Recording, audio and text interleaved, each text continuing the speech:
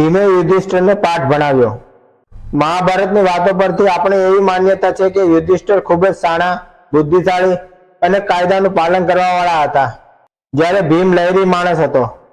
એક વાત એવી છે કે એકવાર યુધિષ્ઠિરે ભૂલ કરી હતી અને ભીમે એને પાઠ ભણાવ્યો હતો। યુધિષ્ઠિર ખૂબ જ ઉદાર રાજા હતા। તેઓ દરરોજ રાજ્યના ગરીબ નાગરિકોને જીવન જરૂરિયાતની ચીજવસ્તુઓ આપતા।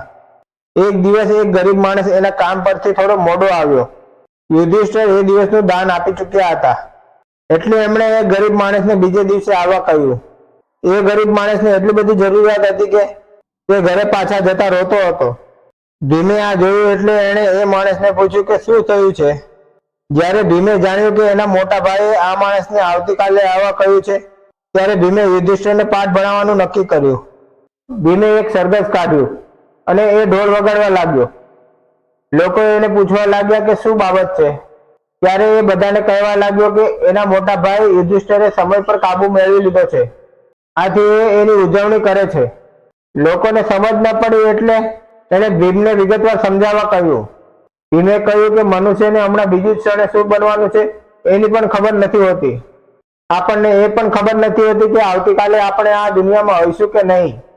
સમય પર આપણો કોઈ જ કાબુ નથી હોતો, પરંતુ મારા મોટા ભાઈ યુધિષ્ઠિરે સમય પર કાબુ મેળવી લીધો છે।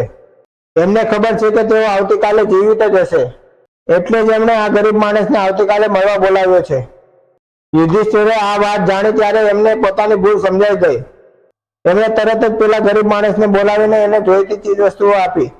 આમ ભીમે એના શાણા ભાઈ યુધિષ્ઠિરને એક ખૂબ જ અગત્યનો પાઠ ભણાવ્યો કે કોઈ રાજાએ ક્યારે કોઈ કામ, ખાસ તો કોઈ ગરીબ નાગરિકને મદદ કરવાનું કામ આવતીકાલ પર ન છોડવું જોઈએ।